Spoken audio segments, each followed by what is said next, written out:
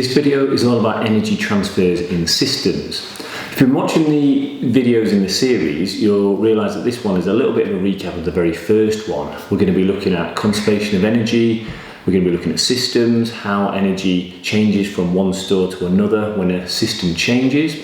But really, one of the focuses of today's lesson is going to be about how to reduce unwanted energy transfers. So one of the major ones we're going to be looking at is how we're going to stop energy leaving your home. So we want to keep the energy inside your house. We don't want it to be dissipated into the thermal store of the surroundings. And also when you're riding a bike, driving a car, how do we use lubrication to stop unwanted energy transfers? So when you look at the topic objectives for this video, it looks like there's an absolute ton of them. But in reality, we're reviewing quite a few topics we've already covered at the beginning, so definitions of closed systems and things like that.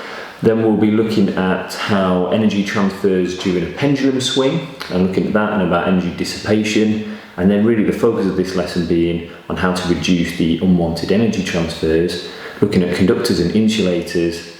Then we'll look at how to reduce energy transfers through the walls of your house. We'll have a look at that using the actual walls of my house. Then we'll have a look at some of the experiments you could do to compare the different thermal conductivities of different materials and look about getting repeatable data and reproducible data. Let's quickly review the conservation of energy. So this important principle essentially just says energy can never be created or destroyed, it just moves from one store to another. And the total energy within a closed system remains the same. So in a closed system, no energy can get in or out, so the total amount would stay constant. Whenever I teach this topic, some of the students always say, but what about the start of the universe, the Big Bang? Wasn't energy created then?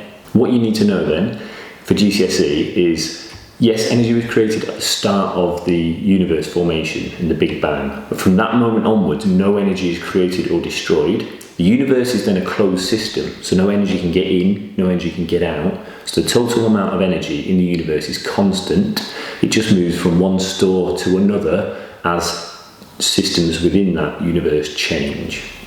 The first thing we're going to do is look at a pendulum system. So we're going to use a swing outside in my garden, and we're going to look at the changes in energy stores as that pendulum swings, and we'll look at it in two ways. The first way will just literally has the swing as the system. So it's a closed system, no energy can leave or enter the swing. It's going to start up high with all the energy in the gravitational potential store. As it falls, energy is going to move from the gravitational potential store to the kinetic store. At the lowest point, there's now no energy in the gravitational potential store. It's all in the kinetic store, so it's got a maximum velocity, maximum speed at the bottom. Then, as it starts to rise up again on the other side, we've got energy moving back out of the kinetic store into the gravitational potential store as it reaches its uppermost point on the other side, its highest point. All the energy is back in the gravitational potential store and zero in the kinetic store, so it has zero velocity at the edges when it's all in the gravitational potential store. So if we had a system where that's the only object and there's no air resistance or anything else for the energy to transfer to, the pendulum, or the swing in this case, will just keep going forever and ever as the energy just moves between the gravitational potential store to kinetic to gravitational potential. We know a more realistic example would be that the system contains the swing and the air around it, and also a little bit of friction at the top point where the swing is in contact with the support. So in actual fact, what's going on is energy is starting in the gravitational potential store. As it transfers out of that gravitational potential store, it moves into the kinetic store, so the swing builds up speed, pendulum builds up speed, reaches maximum speed at the bottom of the swing. All the energy is in the kinetic store. But the thing is, not all of that gravitational potential energy turned into the kinetic store. Some of it was dissipated with air resistance and a bit of friction at the top into the thermal store of the surroundings. So it's not got all of that kinetic energy in the kinetic store, and so as it rises back up again, we're dissipating a little bit more energy, so it doesn't reach quite as high height on this other side because it hasn't got as much gravitational potential energy as it did have on the other side. So it reaches a little bit lower height, and that's going to keep on going gradually. the height is diminishing, getting smaller each time, until eventually all of the energy is going to the thermal store of the surroundings, and there's none in the kinetic or the gravitational potential store of the swing, so it stops at its lowest point and it's still. So it has no energy in the gravitational potential store or the kinetic store. It's all in the thermal store of the surroundings. So you should have a pretty good understanding now of energy changes within a closed system. Next thing we're going to have a look at is heat transfer. So energy transfer by heating between an object that's hot, it's got a large store of thermal energy, and it's going to dissipate into an area where there's a smaller amount of energy in the thermal store. So energy transfers between the hot and the cold place by heating. What we're going to be looking at then is conductors and insulators.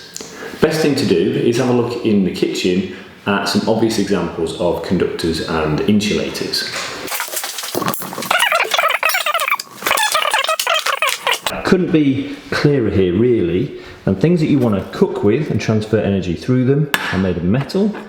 We want heat energy to be going through this pan to the food inside here, and we don't want it to be going through the spoons and utensils that we're cooking with, and we definitely don't want it to be going through onto our hands through here.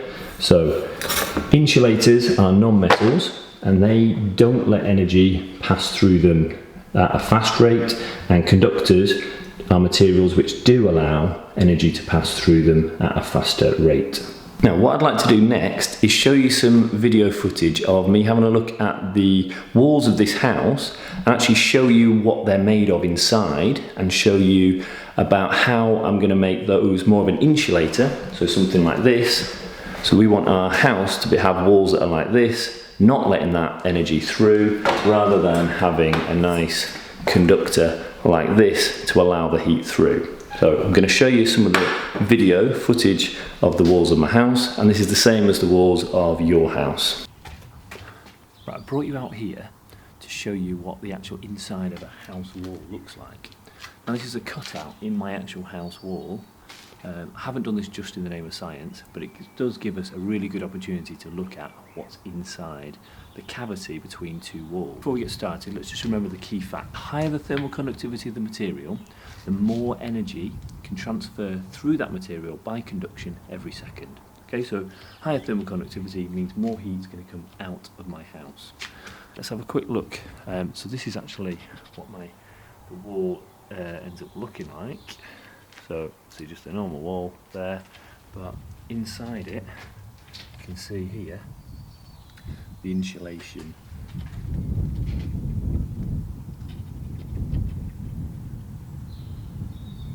Now that old insulation has a high thermal conductivity, and so actually quite a lot of heat is going to be coming through that wall to the outside, so my heating bill will be a bit higher than it should be. So what I'm going to do now is show you what the newer part of the house and what insulation we're going to be using there.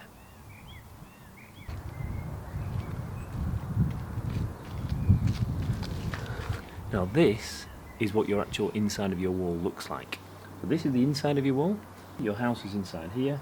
Then you've got a gap called a cavity in here, and then this is your outside wall over here. You can see this side's hot, this side's cold. We want to try and stop the amount of energy coming through this wall per second coming through here. So what do? Well, this here is insulation. So we've got about 5 centimetres, so 50 millimetres of insulation across here, and then there's a gap here. Now this is a good insulator, good thermal insulator, so it has a low thermal conductivity. That means less energy per second passes from the inside of your house through to the thermal store of the surroundings, the outside. We didn't have such a good insulator here, so if we had something with a higher thermal conductivity, we would have to use a thicker bit of insulation in here. So you can reduce heat flow through a building wall by having materials with lower thermal conductivity, and you can use thicker materials. I thought I'd also show you what this stuff's actually made from. So this is our boarding here. You can see this is our 50mm thickness of the insulation. You can also tell here that it's silvered. Now when we get into paper 2, you'll understand that that silvering reduces the amount of energy transferred by radiation, and it's also going to reflect the infrared radiation back into my house on that side, and less is going to be radiated through this side. So again, it stops the rate of energy transfer. So it stops the rate of energy transfer through the walls of my house per second. When we're looking at reducing unwanted energy transfers, the other thing you need to know about is friction and lubrication. Now, friction is sometimes a good thing. Now, you want friction on the tyres of your bike, on the tyres of your car, on the bottoms of your shoes, so that you don't slip. But we don't want friction when we're sliding down the slide, like we did in our GPE video.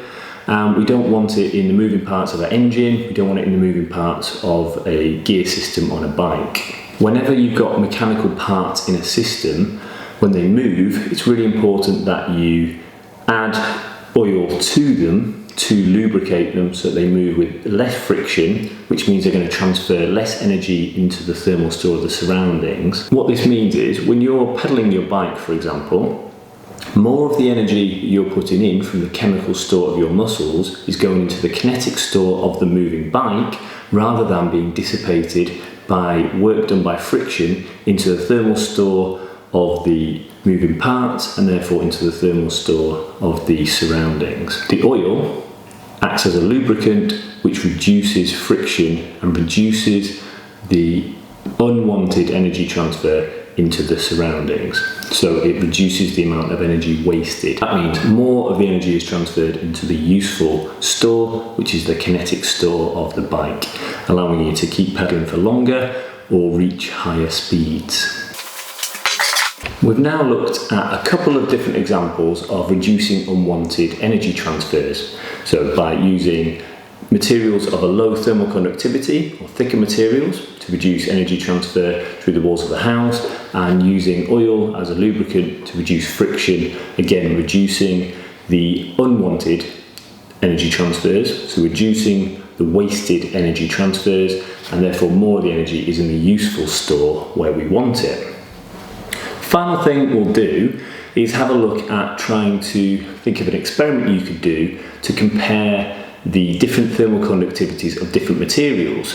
For example, if you've got a cup of tea you want to keep hot, how could you investigate what materials would keep that hotter for longer and therefore have a lower thermal conductivity? What you need to think about is being able to repeat that experiment, which means that you keep doing the same experiment and getting the same results. How would you make that reproducible so another group could do the same experiment or a different method and come up with the same results as you? So depending on what materials you use for your insulation and how thick you do it, how long you time it for, what temperature of water you use, what temperature the environment's at, those are different variables. So you need to be able to think of an experiment, choose the independent variable. So this might be thickness, might be type of material that you use. The dependent variable, meaning the temperature change from the hot to the cold. Okay, and then you want some control variables, which would be things like the amount of time you leave it for, the temperature of the surroundings, the initial temperature of the water, of the tea. Things like that are your control variables. One point I'd just like to quickly note at this point, it will come up again later in paper 1, but the idea is that energy transfer will be greater by heating if there's a bigger temperature difference. So for example, if one group were doing this at 95 degrees in a 20 degree room temperature, and another group doing it at 50 degrees in a 20 degree room temperature, they've got different temperature difference between the two groups. So one group are going to find out that it drops much quicker because the bigger temperature difference means energy transfers at a faster rate, so they would get a bigger temperature difference. So that's something to bear in mind, and why one of the control variables would be the starting temperature of the water and the room temperature that you're doing it in. We've gone through an awful lot of material here in this video, but hopefully you're starting to build up a good understanding of energy. If you know your stores, you look at that system and try and find out, okay, well, if this system moves in this way, energy is transferring from this store to this store, This energy transfer is unwanted, so that's wasted energy. This is the transfer we do want, so that's useful. And think about different ways in which you can channel more of the energy into that useful form and less into the wasted energy.